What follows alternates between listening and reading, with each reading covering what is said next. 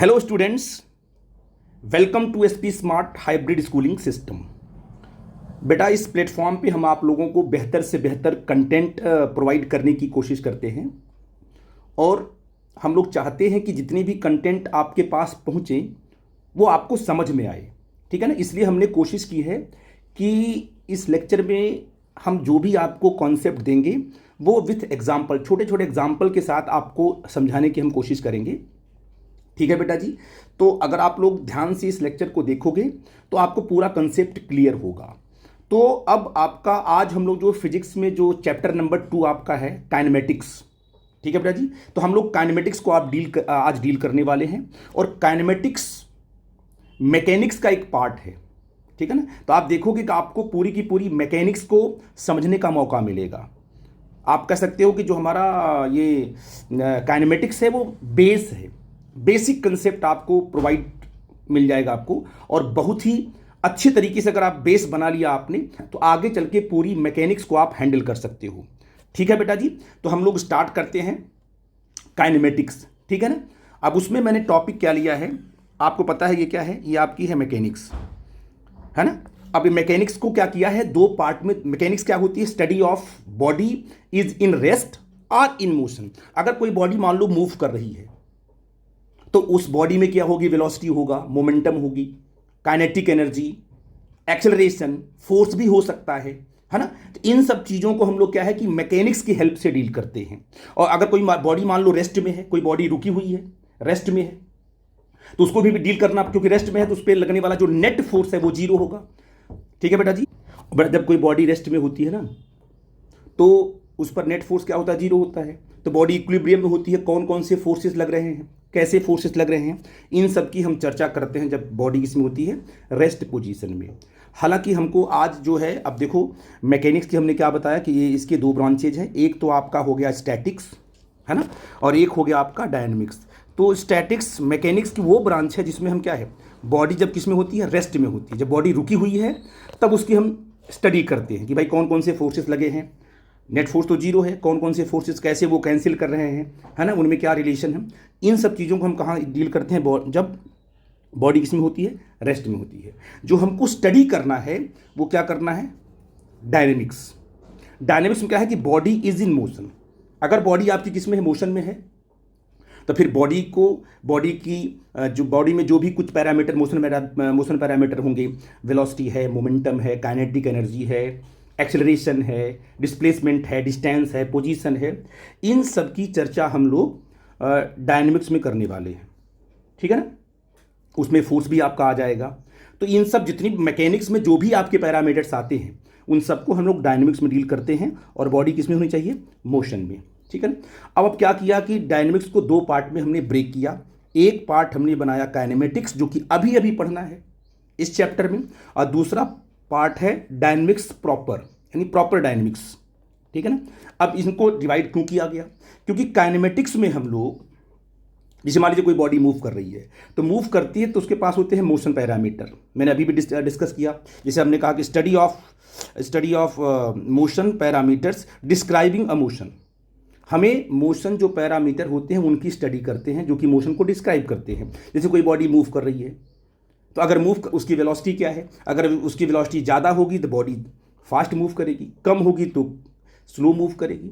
मतलब बिना motion parameter के हम लोग मोशन को डिस्क्राइब नहीं कर सकते हैं। अच्छा, अब सेकेंड चीज़ ये हो गई कि भाई आपने कहा कि ठीक है सर, मोशन पैरामीटर कौन कौन से हैं, पोजीशन है, जैसे बॉडी कहाँ पर है, किस पॉइंट पर कहाँ पर है।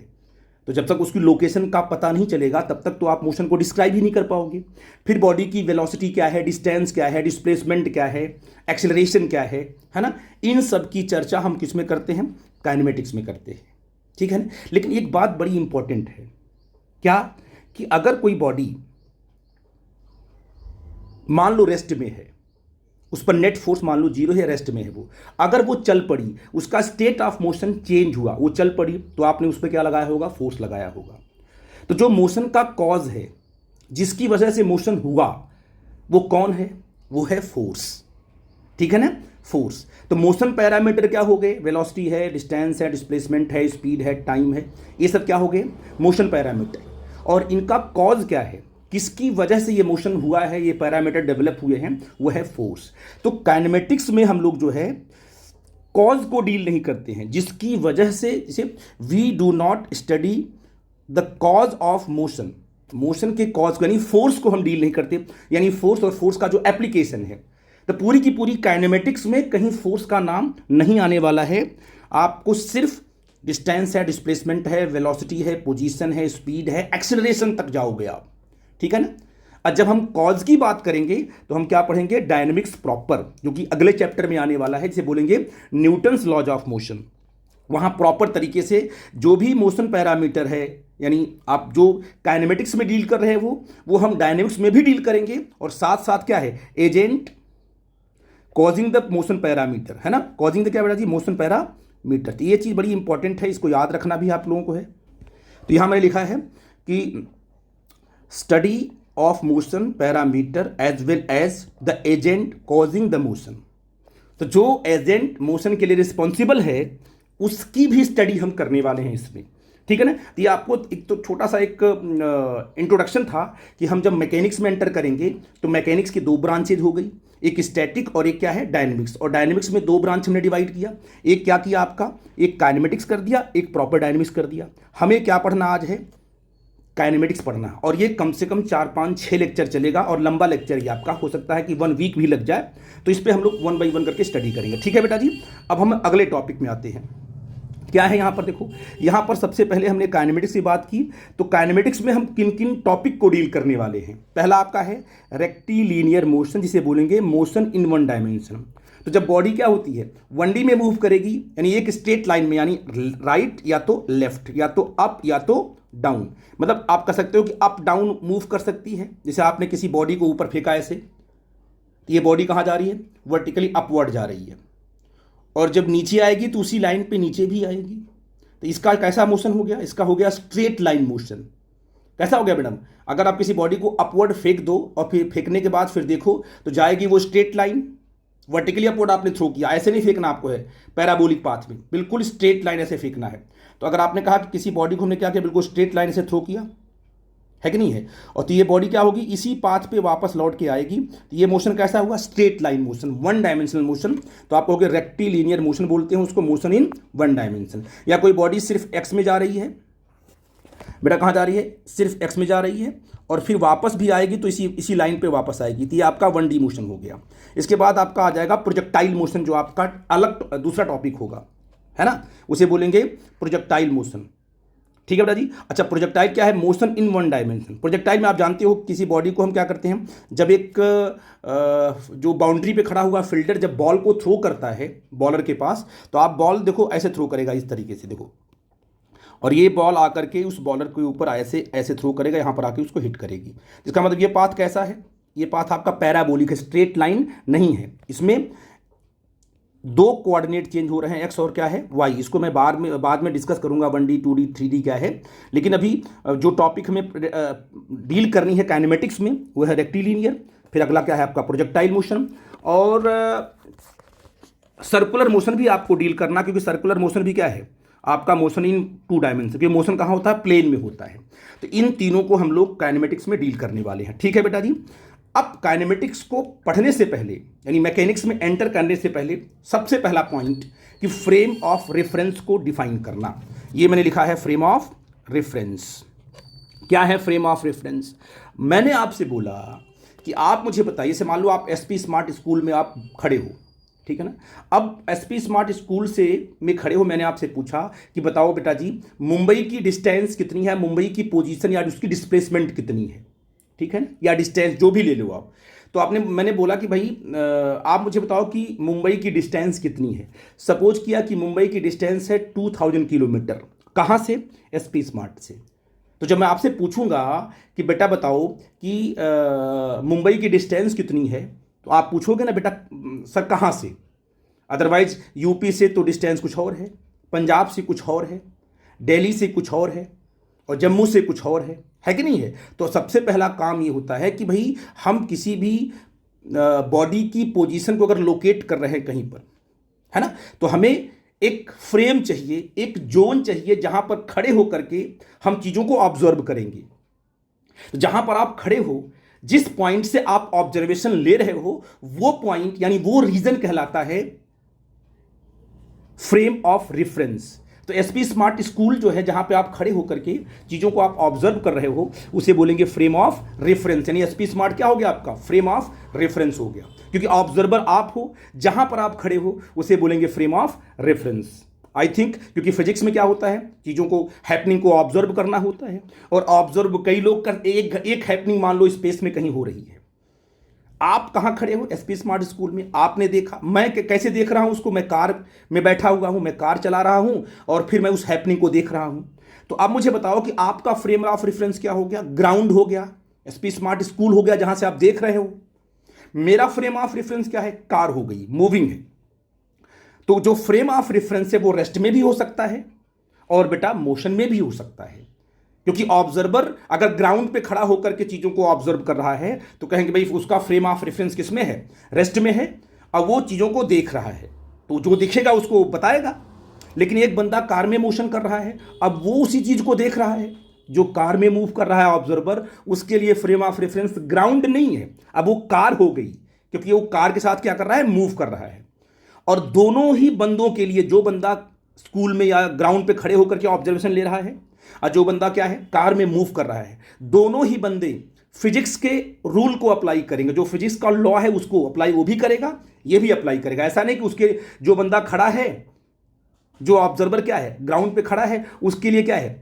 फिजिक्स का रूल अलग लगेगा, और जो मोशन में उसके लिए अलग लगेगा। ऐसी बात नहीं है, दोनों ही क्या है? एक ही फिजिक्स के रूल्स को लगाएंगे। ठीक है बेटा जी? तो आई थिंक मेरी बात आप समझ में क्या बोल रहा हूं। तो हम लोग पढ़ रहे थे फ्रेम ऑफ रेफरेंस के बारे में। तो मैंने यहां क्या लिखा है, देखो ध्यान से। मैंने लिखा है कि it is the reason from where observation are taken for motion parameter. अब कहीं पर कोई बॉडी मूव कर रही है तो उसकी वेलोसिटी क्या है, उसका मोमेंटम क्या है, उसका एक्सेलरेशन क्या है ना? इन सब चीज़ों को हम लोग क्या करते हैं? डील करते हैं। तो कहीं खड़े होकर के, जहां पर हम खड़े हो जाएंगे वो हमारा बन जाएगा frame of reference. It can be rest or in motion. ये क्या हो सकता है? मोशन में भी हो सकता है, और क्या है? रेस्ट में भी हो सकता है। मतलब कार में चल रहे हो तो आपका फ्रेम ऑफ रेफरेंस क्या है? मोशन हो गया। और अगर ग्राउंड पे खड़े होकर क्या है, चीज़ों को आप ऑब्जर्व कर रहे हो, तो आप कहोगे सर कि हमारा जो फ्रेम ऑफ रेफरेंस क्या हो गया? ग्राउंड हो गया। तो हर ऑब्जर्वर अपने फ्रेम को बना करके ही चीज़ों को ऑब्जर्व करता है। ठीक है बेटा जी? और reference frame is a coordinate system. Physics में क्या करेंगे आप लोग, छोटी मोटी, आप लोग 9th-10th में मैथ पढ़ के आए हो, तो इसमें क्या करते हैं हम लोग? देखो ध्यान से, हम बनाते हैं कोऑर्डिनेट सिस्टम। जैसे हमने बनाया क्या, देखो इधर बनाया हमने वाई एक्सिस, इधर बनाया हमने क्या है? X axis. ये आपका क्या है? एक्स एक्सिस है। इधर आपका एक्स एक्सिस, इधर आपका वाई एक्सिस है ना बेटा जी। और ये आपका है जेड एक्सिस। ध्यान देना, ये आपकी है जेड एक्सिस, है ना। तो आपने कहा सर ठीक है, यहाँ पर एक एक्स एक्सिस लिया, यहाँ एक लिया वाई एक्सिस ले लिया, और यहाँ क्या लिया? जेड एक्सिस ले लिया। ठीक है बेटा जी? This is most important. I think समझ गए मेरी बात को। अब मान लीजिए कोई हैपनिंग, कोई बॉडी है यहाँ पर, मान लो यहाँ पर कोई बॉडी है, ये बॉडी मान लो ए है ना। अब इस बॉडी का जो कोऑर्डिनेट है कितना है? एक्स है, वाई है और जेड है। और ये आपका है फ्रेम, ये आपका 0, ये आपका ओरिजिन है। और यहाँ पर आप खड़े हो, देखो ध्यान से, यहाँ पर आप खड़े हो,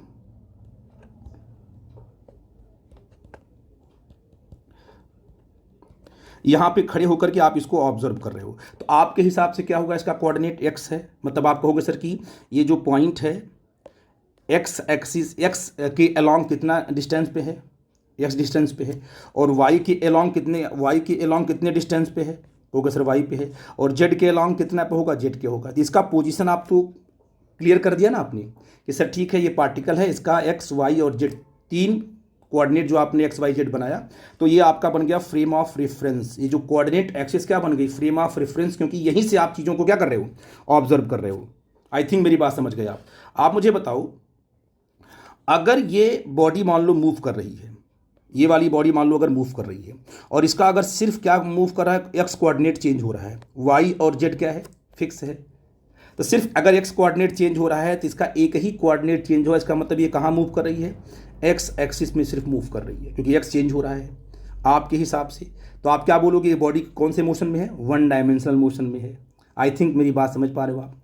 मान लो इस बॉडी का एक्स वाई क्या है? एक्स भी चेंज हो रहा है और क्या चेंज हो रहा है? वाई भी चेंज हो रहा है, बॉडी ऐसे मूव कर रही है। तो आप देखो क्या हो रहा है, इस बॉडी कहाँ जा रही है, राइट साइड भी जा रही है और ऊपर भी जा रही है। क्यों बच्चा जी?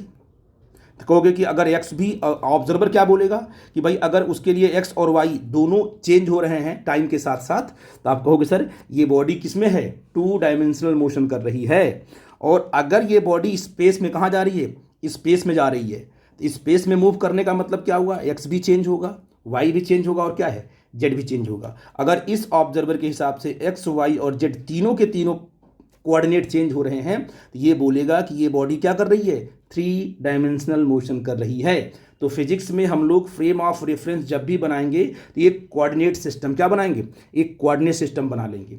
अब ये जो कोऑर्डिनेट सिस्टम है इसे बोलेंगे frame of reference, I think, क्योंकि कोऑर्डिनेट सिस्टम से क्या होता है, उसकी पोजीशन डिफाइन हो जाती है।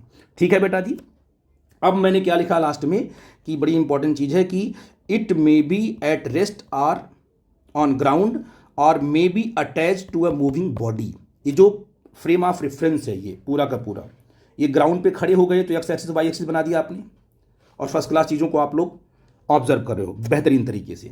और अगर आप कार में बैठ गए तो आप कार में एक्स वाई जेड बनाओगे तो एक्स वाई जेड तीनों के तीनों क्या करेगा, ये तीनों का तीनों कार के साथ क्या करेगा, मूव करेगा। ये फ्रेम ऑफ रेफरेंस रेस्ट में भी हो सकता है और किस में हो सकता है, मोशन में भी हो सकता है। आई थिंक मेरी बात आप समझ गए मैं क्या बोल रहा हूँ। बड़ी इंपॉर्टेंट चीज़ है बेटा जी, छोटा कंसेप्ट है लेकिन जरूरी है समझना आपको। मैं अगले कंसेप्ट में आता हूँ, फिर आपको डिस्कस करता हूँ कि फ्रेम ऑफ रेफरेंस के कुछ एग्जाम्पल्स ले करके। जैसे मान लीजिए मैंने एग्जाम्पल यहाँ लिया, छोटा सा एग्जाम्पल। ये कोई बॉडी क्या है, ये कोई बॉडी आपकी एक्स है, इसकी स्पीड कितनी है, 10 मीटर पर सेकेंड। ये बॉडी मूव कर रही है, ठीक है। अच्छा, यहाँ पर 2 ऑब्जर्वर हैं, एक ऑब्जर्वर तो कहाँ खड़ा है, ग्राउंड पे खड़ा है, उसका नाम हमने ए दे दिया। दूसरा ऑब्जर्वर जो है वो ट्रॉली पे चल रहा है, ट्रॉली जानते हो, ट्रॉली बैठकर जो स्केटिंग करते हैं, स्केट होता है। अब वो क्या कर रहा है, उसकी स्पीड कितनी है, 10 मीटर पर सेकेंड। तो मुझे बताओ कि जो ए ऑब्जर्वर है इसका फ्रेम ऑफ रेफरेंस क्या हो गया, ग्राउंड हो गया, रेस्ट में आ गया। अब फ्रेम रेफरेंस एट रेस्ट, इसके हिसाब से रेस्ट में हो गया। ग्राउंड किसका है, इसका फ्रेम ऑफ रेफरेंस किस में है, रेस्ट में है। और इस बंदे का जो फ्रेम ऑफ रेफरेंस किस में है, मोशन में है, क्योंकि ट्रॉली क्या कर रही है, मूव कर रही है। अब अगर मैं आपसे कहूँ कि भाई कि velocity of x with respect to A, अब ए ऑब्जर्व कर रहा है तो उसको हम लोग ऐसे लिखते हैं V X A, velocity of x with respect to A. Observer कौन है, ए है। तो क्या होगा बेटा जी, क्या करेगा, देखो ध्यान से।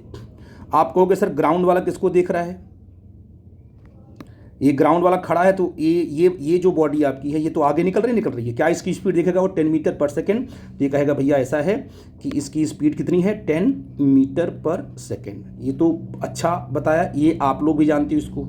लेकिन आप मुझे बताओ कि जब ट्रॉली वाला ऑब्जर्वर एक्स वाले को देखेगा, क्योंकि इसका भी कितना स्पीड है, 10 मीटर पर सेकेंड, इसकी स्पीड क्या है, 10 मीटर पर सेकेंड, दोनों साथ में ही मूव कर रहे हैं। तो मुझे बताओ कि ट्रॉली वाले ऑब्जर्वर के हिसाब से इस बॉडी की पोजीशन चेंज हो रही है क्या, ये बॉडी आगे निकल पा रही है, नहीं, ये बॉडी इसी के साथ चल रही है।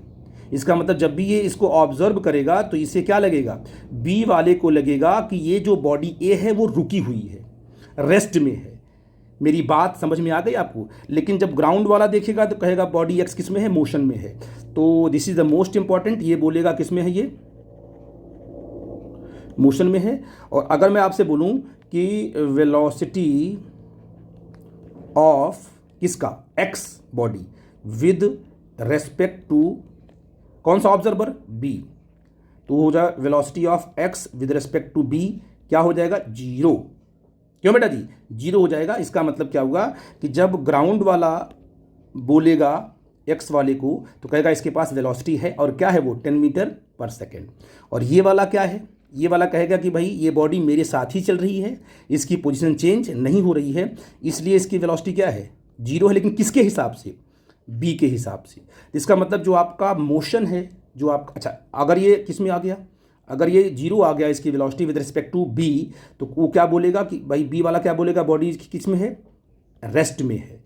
तो अब मुझे बताओ कि ए के हिसाब से बॉडी मोशन में है और बी के हिसाब से बॉडी किस में है, रेस्ट में है। तो बॉडी है किस में, है कि नहीं है, तो बॉडी रेस्ट में भी है और मोशन में भी है।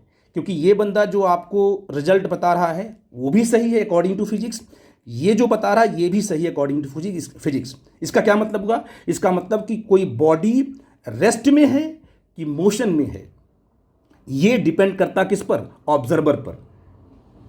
बेटा कहाँ करता डिपेंड करता है? ऑब्जर्वर पर। ऑब्जर्वर बताएगा। इसका मतलब कह सकते हो कि मोशन आपका एब्सोल्यूट नहीं है, एब्सोल्यूट नहीं, वो डिपेंड किस पे कर गया? फ्रेम ऑफ रेफरेंस पर।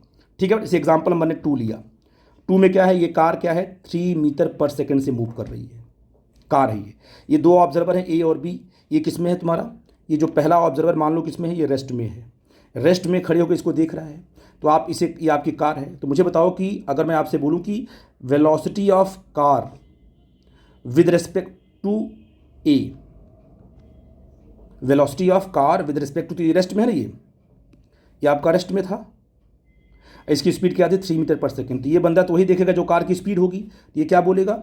बोलेगा भाई ये कितना होगा? कि भाई ये 3 मीटर पर सेकेंड होगा। लेकिन आप मुझे बताओ कि ये वाला बंदा जब कार को देखेगा जो ट्रॉली पे चल रहा है, तो इसके पास अपनी स्पीड कितनी है? 1 मीटर पर सेकेंड। इसका मतलब कि 1 सेकेंड में ये 1 मीटर चल पड़ेगा। और ये कार जो है 1 मीटर में 1 सेकेंड में 3 मीटर चलेगी, है कि नहीं है? तो बताइए कि इन दोनों में डिफरेंस कितना आएगा? 2 का आएगा ना, क्योंकि 1 सेकेंड में ये भी तो चल रहा है, और कितना चल रहा है? 1 मीटर, और ये कितना चल रहा है? 2 मीटर। तो इसके हिसाब से ये बॉडी कितना चल गई? 2 मीटर चल गई। आई थिंक मेरी बात समझ आ रही हो क्या बोल रहा हूँ मैं? तो आप ये क्या बोलोगे कि ये बंदा जब इसको देखेगा तो क्या बोलेगा कि velocity of C with respect to B, velocity of car